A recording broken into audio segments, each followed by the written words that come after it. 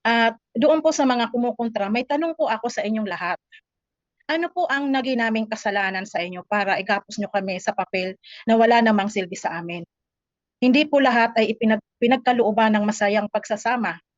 Kami po ay mga biktima ng marahas na sitwasyon, hindi po kami kriminal. Kami po ang mga biktima.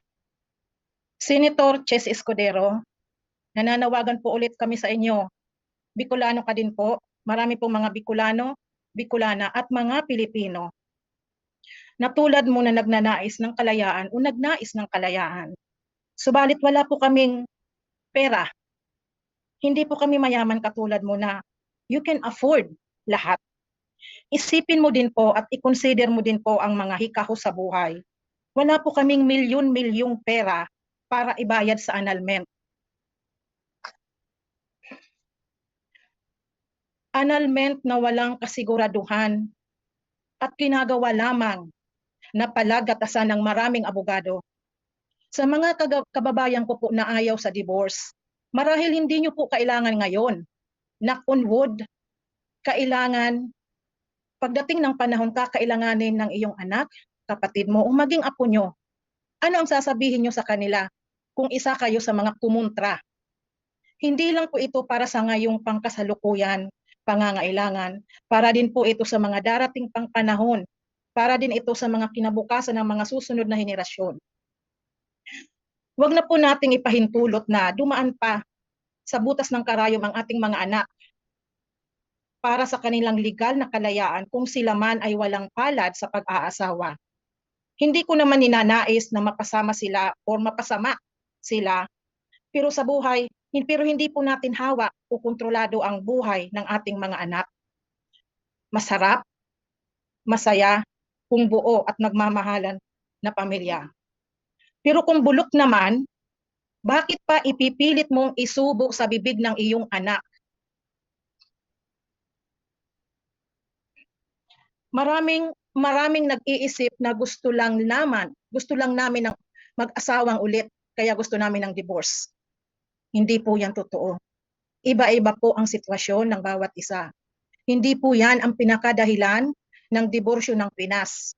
Ito po ay proteksyon sa mga taong matagal nang nagtitiis sa mapang-aping sitwasyon na aming napasukan. Kaya kalayaan lang po ang hinihingi namin. Sa araw-araw na ginawa ng Diyos, pangalan ng tao na nagbigay sa akin ng sakit ng loob na halos ikamatay ko ang isinusulat ko pag ako papasok sa trabaho. Naiisip ko pa na siya pa rin ba ang magtatamasa ng mga benepisyo na makukuha ko kung sakali man na mauna akong mamatay sa kanya? Pinagsabihan na po ako ng iba kong kapatid na tigilan ko na ang mga divorce na yan. Tahimik lang akong sumang-ayon. Pero alam ko sa puso ko na mas pinalakas pa ang loob ko dahil nakita ko kung gaano kasarado ang mga utak ng ibang Pinoy pagdating sa legal na hiwalayan. Kung iisipin natin na kung yung ibang mga kriminal ay nakakalaya at nabibigyan ng second chance para magbagong buhay, ano ba ang naging kasalanan ng mga biktima ng pang-aabuso sa lipunan? Wala po kaming kasalanan sa lipunan. Kami po ay biktima ng marahas na relasyon. Hindi naman po siguro kalabisan na humingi kami sa inyo ng kunting awa, mga senador. Nakikiusap po kami, gawing batas ang naligal na diborsyo. Bakit po ang Mexico, ang pinakakatolikong bansa sa buong mundo, since 1914 pa may divorce na sila? Taong 2022, 32.9 divorce rate nila. Bakit yung Pilipinas wala?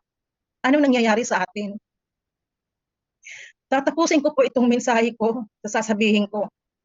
Religion, belief, cultures are not enough to understand someone's heart crying for freedom. It needs logic and understanding with an open eyes and open heart. Divorce Pilipinas para sa kalayaan ng mga naaabuso. Salamat po.